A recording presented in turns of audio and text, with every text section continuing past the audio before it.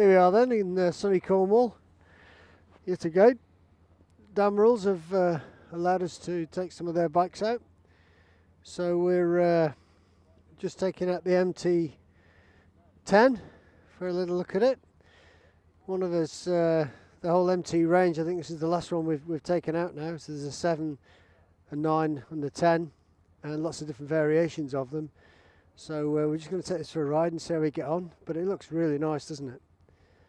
I'm quite looking forward to this. So see you in a minute, let you know how we get on. So, never ridden one of these before, first time on this bike, only just jumped on it like 2 seconds ago, and I like it already. It's very comfortable. Okay, lovely big LED display there.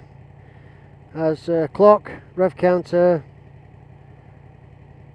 gear selector, tells you how many miles it's done, the temperature 70 degrees, that must be something else in real money, and fuel gauge and miles per hour, and there's a mode switch. There's 3 different modes of riding on this. So you know, when you get on bikes and instantly you feel very comfortable on them, this is one of those bikes. Very strange looking bike from the front with little round LED headlights, very small. You can't call it a screen, it's more of a wind deflector that's on the just behind the dash. The last bike I rode like similar shape and design to this bike was the CB1000, or CF1000 it might be, I can't remember now, Honda, and really nice bike. Similar sorts of designs and things, but these bikes, I think Yamaha have got a little thing going here. I think they got themselves a little niche in these naked type bikes. They can also be turned into touring type bikes with screens and things like that, and luggage. And I think they've got themselves into quite a nice little deal there. But it's very comfortable. Handlebars are lovely. Mirrors, as usual, could be better. Could do better, Yamaha. But it's nice. There's obviously wind off because there's very little protection, if any. The seat feels hard but comfortable, and it's not very wide, so it's supporting in all the right places. You don't feel necessarily pushed up against the tank, which some of these naked type bikes tend to want to do to you. It's very smooth, as you would expect from an engine like this. Okay, so I've got it in cruise control, and the ride is quite comfortable. It's probably best to describe it as firm, but it's quite smooth. And I've ridden bikes similar to this that have had much greater wind against them in similar sorts of weather and everything, and this isn't too bad actually. I've got earplugs in so you don't get the full sound of the engine while you're riding, but it does sound quite throaty. The exhaust sounds quite throaty, and to be honest, I'm quite happy with most of the standard exhausts that people put on there on the bikes when they're manufactured. I'm not really bothered about spending an extra 600 quid to stick, you know, an aftermarket exhaust on it just so it sounds louder. And for the difference in performance, you know, for what you're doing, if you're just using this as a commuter or occasional, you know, out on a weekend in the summer, or you know, maybe a short tourer in the summer as well, you know, the benefits of putting an aftermarket can on, I think, are really small. However, people do it, and they, you know, they've got the money to spend on that, so good luck to them. But I think the manufacturers spend a lot of money trying to get their bikes correct. This sounds really nice. It's a bit throbby when you actually open it up. I'm in 6th gear at the moment. It's doing 3,500 RPM, just to see what it would be like at that, doing 60 miles an hour. So I'm now in a more revier gear, 4th at 50 miles an hour. It's doing 4,000, 5,000 RPM at 55 miles an hour. So the red line is at 12,000, so This effectively means the engine is working at its best, I was always told. At about half that it's most efficient, so I know people will tell me I'm wrong. I'm not really a mechanic, but if that's what somebody tells me, then that's probably a good thing to be working on. So if we say its sweet zone is somewhere around about between 5 and 7,000 RPM, I'm doing 5,000 RPM at 70 miles an hour, so that's a pretty good indication. 60 miles an hour, so that's a pretty good indication that that's where the sweet spot for the bike would be. That's a 17 litre tank. It sits nicely in front of the rider. It's not too wide. It's quite high, so if you were to have this touring and you put a tank bag on, you know, it might cause you some restriction, but I don't think it will really. The switch gear is really nice. It's very well put together. However, I am finding a bit of an issue with my big gloves on to find the indicator switch, which is a standard either way and then push to stop switch. It is proving difficult, but that's only because I've just jumped on the bike, and you know, I'm sure in a couple of days if you're riding this you'd get used to it. First time I was aware of one of these bikes was on a tour I did down to Austria and Slovenia, and somebody on the tour had one of these, and you know, I looked at it every day. I looked at it and I was thinking, that looks a really smart looking bike. It's clearly well thought out. It was giving him good mileage. I don't know what the miles per gallon is out of this. It doesn't say it in the paperwork we've got, so. But a 17 litres tank is not a bad sized tank for a bike of this size.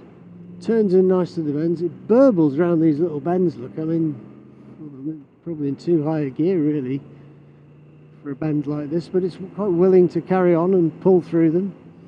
And once you open the throttle a little bit, it doesn't take you long to get up to ramming speed.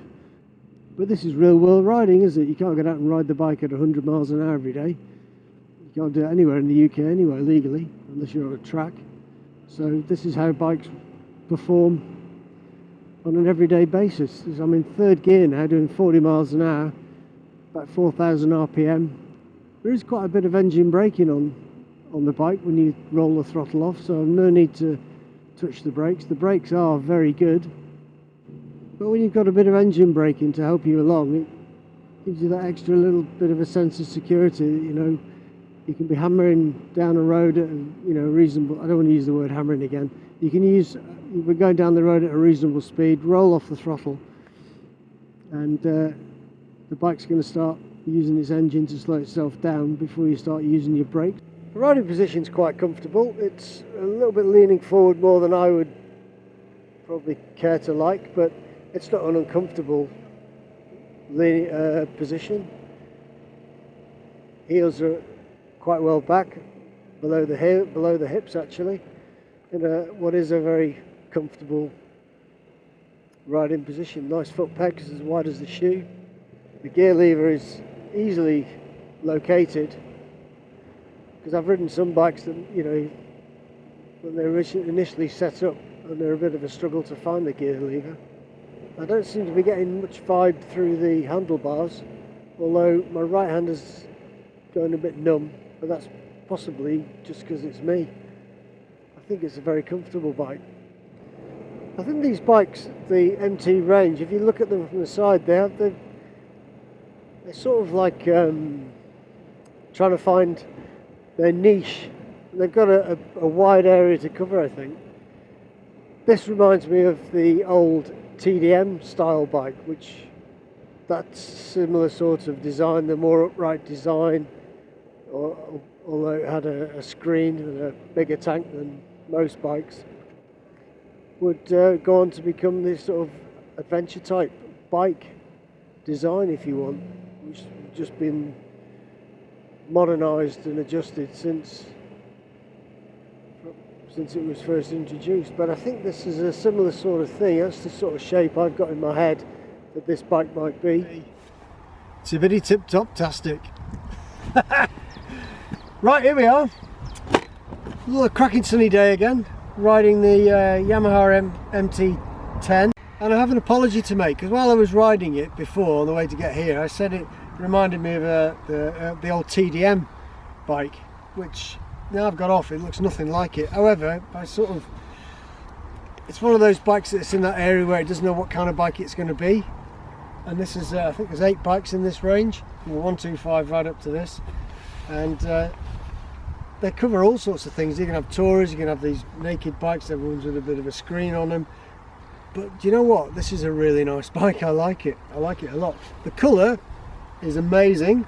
Toby pointed out that it's blue and purple. I think it's probably called iridescent or something like that. But you know, it's a nice looking bike. Look at it. What would you not dislike about it? So if we start at the front, as we always do, and I'm walking right in front of Toby again here now. Look at those lights.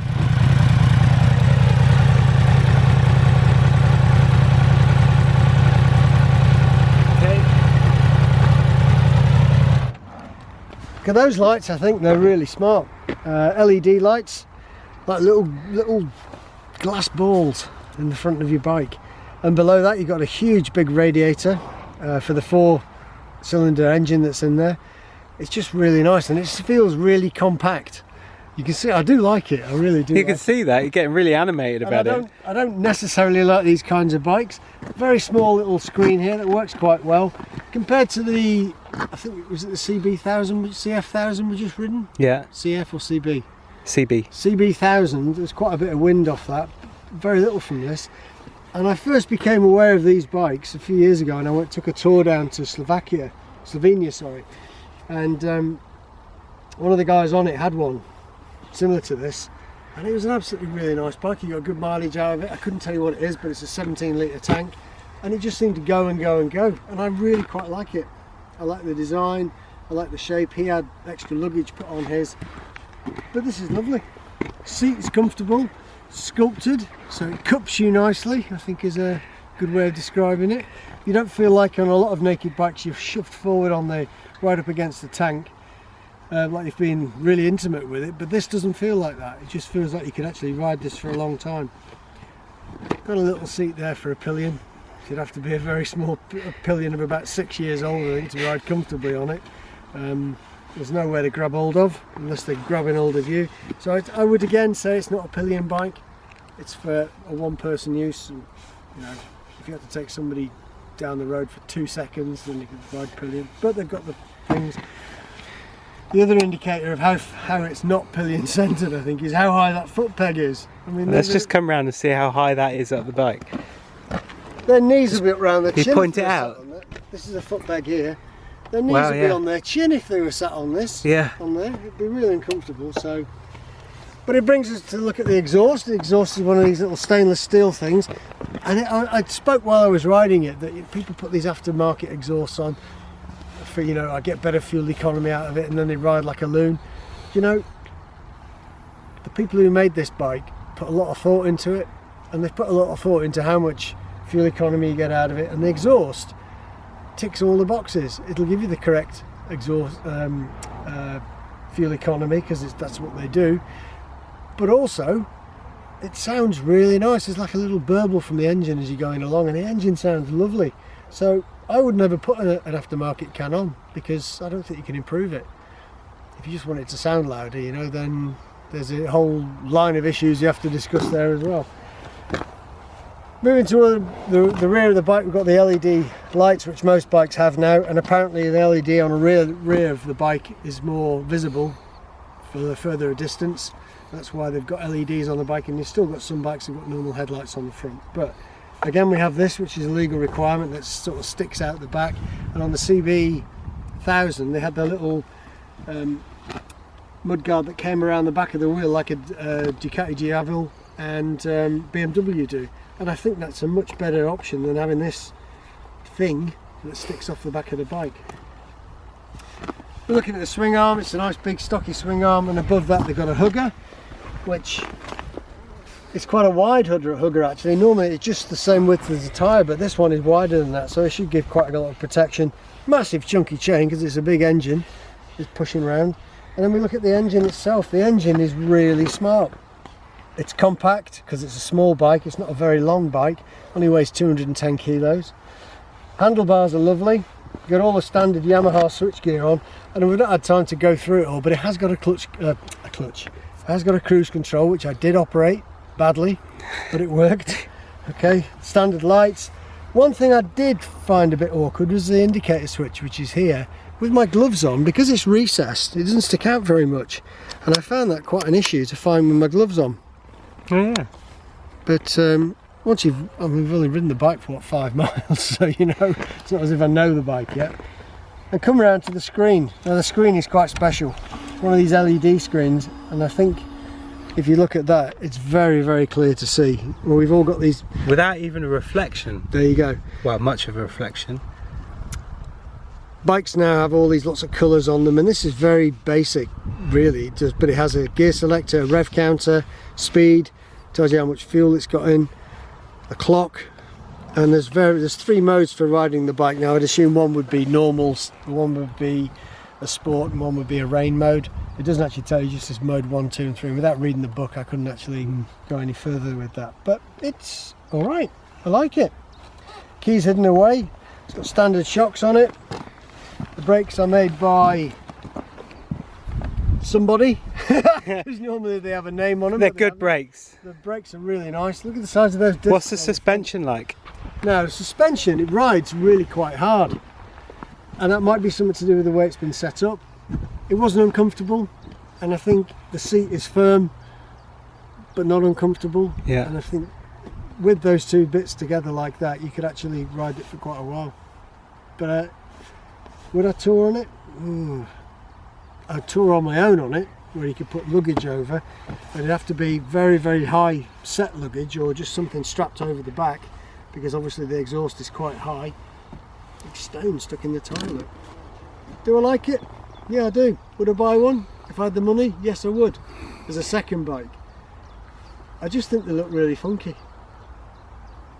It's about all I can say on it, apart from the horn, which is obviously garbage, because horns are garbage, although that is a little bit louder.